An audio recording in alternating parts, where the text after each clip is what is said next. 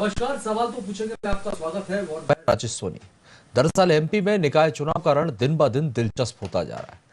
दरअसल निकाय चुनाव में बीजेपी, कांग्रेस और बसपा के बाद अब एआईएमआईएम पार्टी की भी एंट्री हो गई, जिसके चलते एआईएमआईएम पार्टी के अध्यक्ष ओवैसी आज एमपी में निकाय चुनाव की कमान संभालने जा रहे हैं, जिसको लेकर प्रदेश की सियासत गर्मा गई। सत्ता पक्ष समेत विपक्षी पार्टियां भी एआईएमआईएम पर हमलावर हो गई हैं और इसी पर आज हम खास चर्चा करेंगे। कई मेहमान भी हमारे साथ जुड़ेंगे, लेकिन उससे पहले देखिए हमारी खास रिपोर्ट।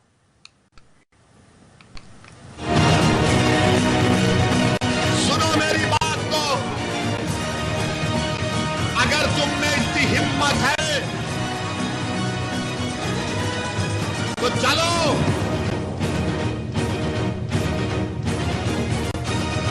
मध्य प्रदेश में शहर सरकार को लेकर सियासी संग्राम जारी है।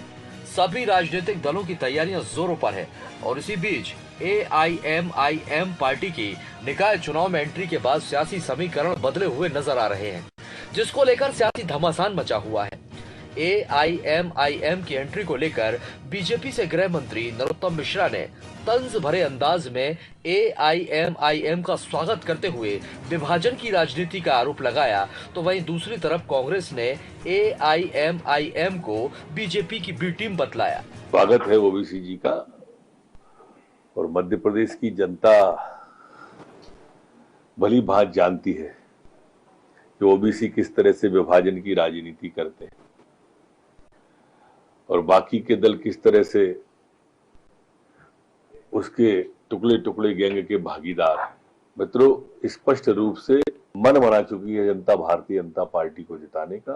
अब चाहे ओबीसी आए चाहे केजरीवाल। वो कांग्रेस पार्टी के उस आरोप को पुष्ट कर रही है कि वे भारतीय जनता पार्टी की बी टीम के रूप में भाजपा को लाभ पहुंचाने आते हैं। जहां जहां इलेक्शन होते हैं, भारतीय जनता पार्टी की कैसेट उनके गले में लग जाती है और वो अपने मुखारबिन से वही शब्द बोलते हैं जो नड्डा साहब प्रधानमंत्री जी के होते हैं।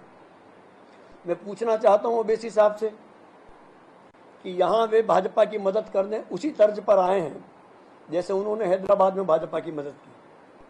उत्तर प्रदेश के लोग उन्हें समझ गए, वहाँ उन्हें मौका नहीं मिला। बिहार में उन्होंने भारतीय जनता पार्टी के खर्च पर मदद की। वे जिस स्टेट को बिलोंग करते हैं वहाँ सिर्फ 9 सीटों के अलावा 10वीं सीट क्यों नहीं लड़ाते हैं, यदि वो पूरे देश के नेता हैं तो। वो सिर्फ भारतीय जनता पार्टी की भाषा बोलते हैं। और मैं प्रार्थना करना चाहूँगा मध्य प्रदेश के नागरिकों से कि वे आज के उनके दौरे और मतदान के दिन उन्हें उनकी सही हैसियत दिखा दें तो बड़ी कृपा होगी। गौरतलब है कि एमपी में होने जा रहे निकाय चुनाव को आगामी विधानसभा का सेमीफाइनल माना जा रहा है और यही वजह है जो ओवैसी की पार्टी का चुनाव मैदान में उतरना आगामी विधानसभा चुनाव की तैयारी के तौर पर भी देखा जा रहा है। राजनीतिक जानकारों का मानना है कि अगर निकाय चुनाव में ओवैसी पार्टी को माइलेज मिलता है तो मुकाबला त्रिकोणीय होने की संभावना है और वहीं निकाय चुनाव में ओवैसी की पार्टी कहीं न कहीं कांग्रेस के लिए वोट कटवा भी साबित हो सकती है। Bureau report, VIP news. प्रदेश में तैयारियां जोरों पर हैं। सभी राजनीतिक दल अपनी अपनी रणनीतियों के साथ आगे बढ़ रहे हैं और आपको बता दें, क्योंकि जिस तरह की जोर आजमाइश देखने को मिल रही है राजनीतिक दलों के बीच, इसी बीच अब ओबीसी यानी कि एआईएमआईएम पार्टी की भी एंट्री हो गई है, जिसको लेकर कई राजनीतिक पार्टियों के जो सियासी समीकरण हैं वो बनते बिगड़ते हुए नजर आ रहे हैं। इसी पर आज हम चर्चा करेंगे। कई मेहमान भी हमारे साथ हैं। पहले मेहमानों का परिचय हम आपसे करवाते हैं। शिवम शुक्ला जी हमारे साथ जुड़े, कांग्रेस का पक्ष रखेंगे, आपका बहुत बहुत स्वागत है। साथ ही इंजीनियर सत्येंद्र चौधरी जी हमारे साथ जुड़े हैं, आपका भी बहुत बहुत स्वागत है, भारतीय जनता पार्टी का पक्ष रखेंगे। खिलावन चंद्राकर जी वरिष्ठ पत्रकार हमारे साथ जुड़े हैं, सर आपका भी बहुत स्वागत है। आप सभी मेहमानों का स्वागत करते हैं, लेकिन पहला सवाल सत्येंद्र चौधरी जी आपसे। सर, ये ओवैसी की एंट्री निकाय चुनाव में तमाम राजनीतिक दल जोर आजमाइश कर रहे हैं। समाजवादी पार्टी भी है, कांग्रेस भी है, बसपा भी है, आप पार्टी भी है और अब ओवैसी की पार्टी भी उतर आई है। कैसे देखते हैं आप? आपकी तैयारियां बहुत जोरों पर चल रही है, क्या समीकरण बिगड़ पाएगा? राजेश जी, लोकतंत्र में विश्वास करने वाली पार्टी भारतीय जनता पार्टी है और भारतीय जनता पार्टी समस्त दलों का स्वागत करती है जो चुनाव लड़ना चाहते हैं, और समस्त व्यक्तियों का, चाहे महिला हो, पुरुष हो, चाहे ट्रांसजेंडर हो, कोई भी राजनीति में आना चाहता है तो सबके लिए समान अवसर हमारा भारतीय लोकतंत्र प्रदान करता है और सबका स्वागत भारतीय जनता पार्टी करती है, क्योंकि हमारे पंच निष्ठाओं में एक निष्ठा है लोकतंत्र में आस्था। तो स्वागत है और हमारे सभी लोगों का, चाहे आम आदमी हो, समाजवादी पार्टी हो, या जो भी अन्य बीएसपी हो, जो भी पार्टियां हैं, एआईएमआई हो, कि दरअसल ओबीसी जो है वो बी टीम है कांग्रेस की, या समाजवादी पार्टी कह लें तो वो भी कांग्रेस की बी टीम है। और क्यों है आप देखिए, आप भी समाज जो इलेक्शन हुए हैं, सत्येंद्र जी, कांग्रेस का ये आरोप है, यूपी में सत्येंद्र जी, कांग्रेस का ये आरोप है कि बीजेपी की बी टीम है। आप कह रहे हैं कि वो कांग्रेस की बी टीम है। कांग्रेस ये कह रही है कि भारतीय जनता पार्टी की भारतीय जनता पार्टी की बी टीम है, और दूसरी चीज बीजेपी की भाषा बोलते हैं ओवैसी। देखिए वो बी टीम, आप दोनों के आरोप। भारतीय जनता पार्टी को तो हमेशा पानी पीती ही गाली देते हैं, कोसते रहते हैं। अब भारतीय जनता पार्टी ने 3 तलाक कानून हटाया तो वो कहते हैं हम 3 तलाक को फिर से लाएंगे। शरिया कानून को फिर से लाने की उसमें चाहते हैं कि शरिया कानून आए। और जिस प्रकार से वो हिंदू समाज के अंदर घूंघट प्रथा को तो बुराई मानते हैं, लेकिन हिजाब प्रथा को बहुत अच्छा मानते हैं, इसी प्रकार से वो कहते हैं कि वहाँ की महिलाएं हैं, हमारी जो मुस्लिम बहनें हैं, उनको हिजाब के लिए प्रेरित करते हैं, और वहां पर 3 तलाक के लिए भी प्रेरित करते हैं, जबकि 3 तलाक की बिद्दत है और जो बुराई भी है। और अनेक मुस्लिम कंट्रीज जिनका संविधान जो धार्मिक रूप से भी मुस्लिम देश हैं, उन देशों ने भी उसको तलाक की बिद्दत माना है, वहां पर भी वो अपराधिक है 3 तलाक, उसको भी लाना चाहते। तो ये दरअसल कांग्रेस भी 3 तलाक को कहती काला अध्याय हो गया था। तो कांग्रेस की आत्मा कहें तो ओवैसी जी के अंदर है, ओवैसी जी की आत्मा कांग्रेस के अंदर है। और समाजवादी पार्टी ने जो चुनाव लड़ा यूपी में अभी, तो आप देखिए दोनों लोकसभा सीट पर कांग्रेस का प्रत्याशी नहीं था, बीएसपी का था और भी थे, लेकिन कांग्रेस ने चुनाव नहीं लड़ा। तो कांग्रेस की आत्मा है समाजवादी पार्टी में भी विलीन हो जाती है और वो इनमें विलीन हो जाते हैं अपने अपने राजनीतिक। नहीं, कांग्रेस ये आरोप लगा रही है आप लोगों ने जानबूझकर ओबीसी की पार्टी को यहाँ पर मध्य प्रदेश में निकाय चुनाव में उतारा है, क्योंकि आगामी विधानसभा चुनाव को लेकर एक बीजेपी की रणनीति है, वोट काटना चाहते हैं, वोट बैंक बांटने की एक कोशिश है। नहीं राजेश जी, ऐसा नहीं है। देखिए लोकतंत्र है और हम ऐसे तो है नहीं कि हम लोकतंत्र को, अगर हमारी सरकार केंद्र में है और अगर हम नहीं चुनाव कराएं और हम इमरजेंसी लगा दें, है ना। भारत मदर ऑफ डेमोक्रेसी है। दुनिया के अंदर अगर इतिहास उठाएंगे तो लोकतंत्र का इतिहास मिलेगा वैशाली साम्राज्य से, ईसा पूर्व से 6वीं शताब्दी से भी मिलेगा, तो वो भारत के अंदर मिलता है दुनिया में। तो मदर ऑफ डेमोक्रेसी है। और लेकिन उस डेमोक्रेसी का भंजन लोकतंत्र में हर पार्टी को चुनाव लड़ने का अधिकार है। हर पार्टी का स्वागत है, भारतीय जनता पार्टी कोई नीसा नहीं लगाएगी। निश्चित रूप से शिवम शुक्ला जी, हर पार्टी को चुनाव लड़ने का अधिकार है, चाहे वो कोई भी पार्टी हो, कोई भी दल हो। आपको ऐसा क्यों लगता है कि ये भारतीय जनता पार्टी ने ओवैसी की पार्टी को मध्य प्रदेश निकाय चुनाव में उतारा है? एक तरफ आप ये कहते हैं कि वो बीजेपी की बी टीम है, दूसरी तरफ बीजेपी का भी ये आरोप है कि वो कांग्रेस की बी टीम के तौर पर काम करेंगे। देखिए, वर्तमान परिदृश्य में जिस प्रकार की राजनीति पिछले कुछ वर्षों में असदुद्दीन ओवैसी और उनके राजनीतिक दल ने पूरे देश में करने का प्रयास किया है, वह एकमात्र नैरेटिव को लेकर के आगे बढ़ रहे हैं कि किसी भी तरीके से जो भी विपक्ष के राजनीतिक दल जो भारतीय जनता पार्टी को सीधे चुनौती देते हुए नजर आते हैं, जिनका इस देश की सेकुलर जो मूल्य है उन पर विश्वास है, उनको कमजोर करने का काम किया जाए। और इन दोनों राजनीतिक दलों में एक ही मात्र अंतर है, भारतीय जनता टीम से चाहूंगा कि तकनीकी यदि कोई खराबी है तो उसे दुरुस्त किया जाए। शिवम जी, आप अपनी बात जी। तो भारतीय जनता पार्टी और असदुद्दीन की ओवैसी की पार्टी में एकमात्र मूलभूत अंतर है कि यह दोनों अलग अलग एक संप्रदायों की या फिर एक अलग अलग धर्मों की वकालत करते हैं, लेकिन वास्तव में इनका ना उस धर्म ग्रंथ से, जो उस धर्म की सर्वश्रेष्ठ पुस्तकें हैं, उनसे कुछ लेना देना है, ना उस धर्म के जो मतावलंबी हैं उनको मानने वाले लोगों के लिए यह कुछ बेहतर करना चाहते हैं। इनका एकमात्र उद्देश्य है कि किसी प्रकार से एक नैरेटिव ऐसा आगे बढ़ाना जिसके माध्यम से यह एक दूसरे को फायदा पहुंचा पाए।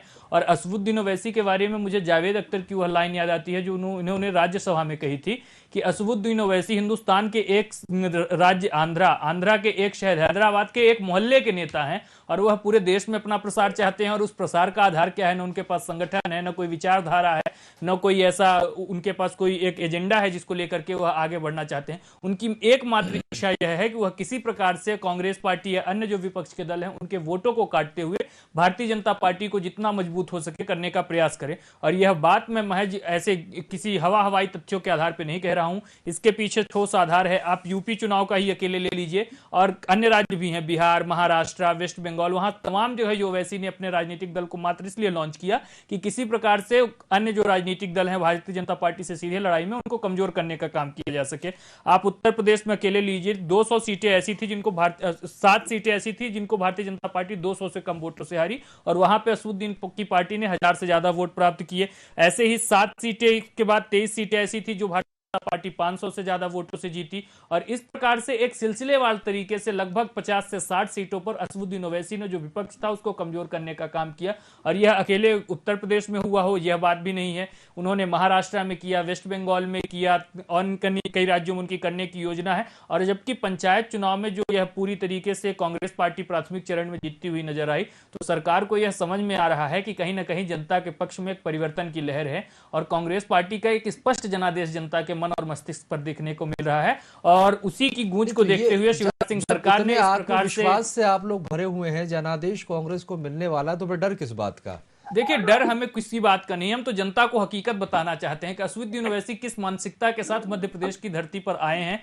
और इस प्रकार से ही अन्य कई राजनीतिक दलों को भी भारतीय जनता पार्टी प्लान करने का काम कर रही है कि कांग्रेस को कमजोर किया जा सके। लेकिन जनता अब इन चीजों को समझ चुकी है, जनता अब इन चीजों के ऊपर उठ चुकी है। वह एक बात को समझ चुकी है कि इस देश में 2 ही ध्रुवों में लड़ाई लड़ी जा रही है। एक ध्रुव जिसका नेतृत्व भारतीय जनता पार्टी कर रहा है और दूसरा ध्रुव वह है जिसको कांग्रेस नेतृत्व प्रदान कर रही है। और यह दूसरा ध्रुव महात्मा गांधी, नेहरू, शास्त्री, तिलक, इन तमाम महान विभूतियों के विचारों को मानने वाला ध्रुव है। और यह ध्रुव मजबूती के साथ आगे लड़ेगा। और भारतीय जनता पार्टी के जो यह लोग हैं, इनकी और ओवैसी की मानसिकता एक मूलभूत तरीके से एक ही है, इनकी विचारधारा एक है। बस बात यह है कि यह 2 कंठों से अलग अलग बातों को बोलते हैं, लेकिन जो मूल चीज है, जो उसको हम क्रक्स में जाएंगे, वह एक ही है। तो भारतीय जनता पार्टी और असदुद्दीन ओवैसी की पार्टी को जवाब मध्य प्रदेश की जनता देगी। मध्य प्रदेश सदैव से एक सांप्रदायिक सद्भाव वाला राज्य रहा है। यह दोनों दल उस सद्भाव को खंडित करने का कार्य करना चाहते हैं, जिसको कहीं से भी मध्य प्रदेश की जनता अपने यहां पैर नहीं पसारने देगी। चंद्राकर जी, खिलावन जी, आप तक आवाज पहुंच रही है सर? खिलावन जी, आप सुन पा रहे हैं?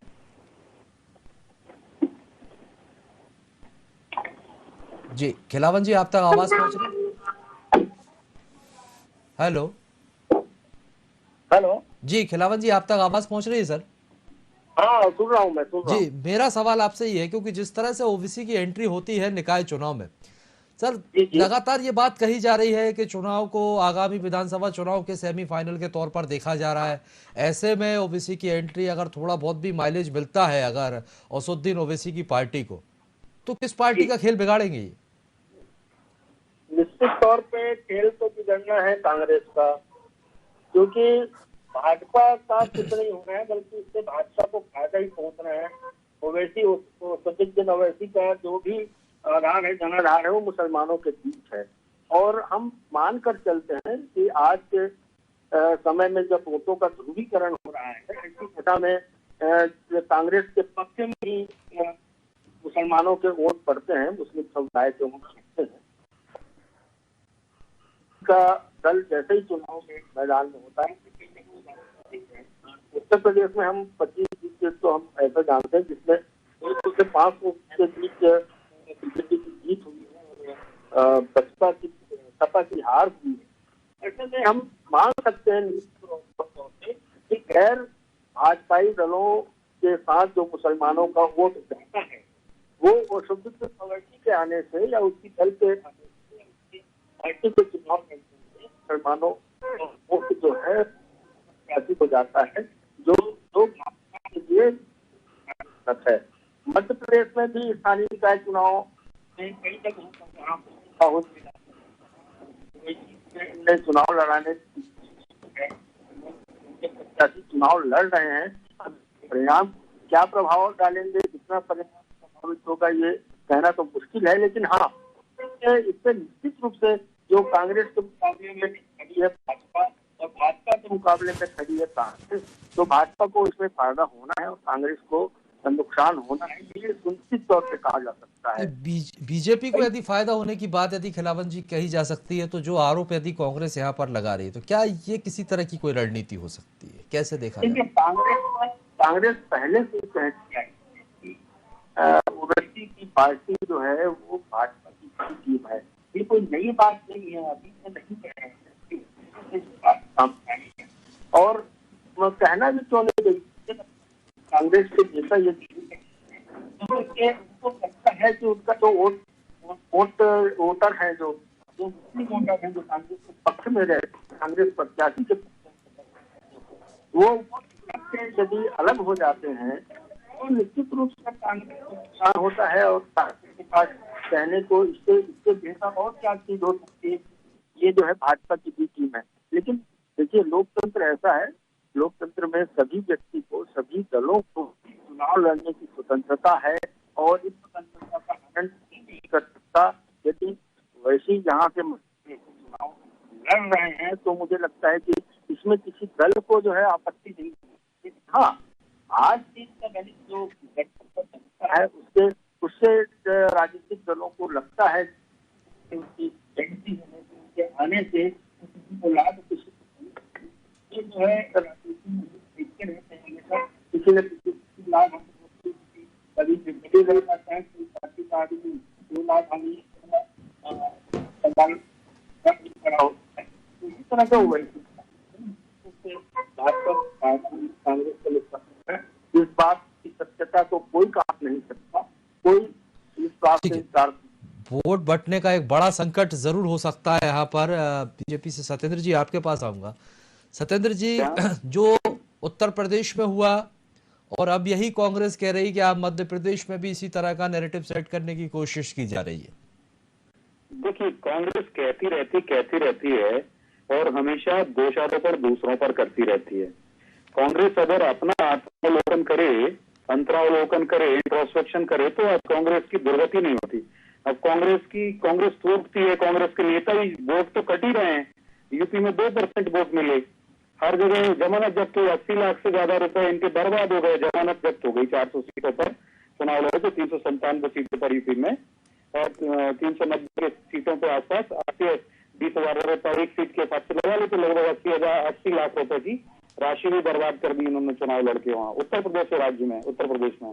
और ऐसे ही हर जगह वोट तो कट ही रहे हैं इनकी जनता में भी, और नेता है ना वो भी कटते जा रहे हैं, क्योंकि इनके अंदर आंतरिक लोकतंत्र नहीं है। कहते रहते हैं, और जो कहता है कि चुनाव करा लो, G23 ने कहा कि पार्टी का राष्ट्रीय अध्यक्ष का चुनाव होना चाहिए, तो कपिल सिब्बल के घर पे जाके पत्थर फेंकने लगे कांग्रेसी, ऐसे विरोधी दल, और उनको कार तोड़ दी, उनकी घर के शीशे तोड़ दिए और उनको जान से मारने का ऐसा प्रयास कर दिया, बलवा कर लिया जाता।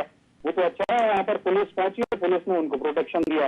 आज वो कपिल सिब्बल भी इसी कारण से समाजवादी पार्टी की साइकिल पर सवार होकर के राज्यसभा सदस्य के तौर पर आ गए हैं, और हर जगह कांग्रेस की पीटन है। तो देखिए, कांग्रेस के वोट तो बटेंगे, और लोकतंत्र है भाई। आज की क्या 100 पार्टी भी आ जाए, 200 पार्टियां भी चुनाव लड़ सकती हैं, किसी को चुनाव लड़ने से रोक थोड़ी ले सकते हैं। लोकतंत्र में किसी भी पार्टी को नहीं रोका जा सकता। शिवम शुक्ला जी, लेकिन विकास के नाम पर भारतीय जनता पार्टी, हर पार्टी अपना अपना चुनाव लड़ेगी, आपकी अपनी तैयारियां होनी चाहिए। देखिए, हमारी तैयारियां हैं। नहीं, मेरा सवाल शिवम जी से।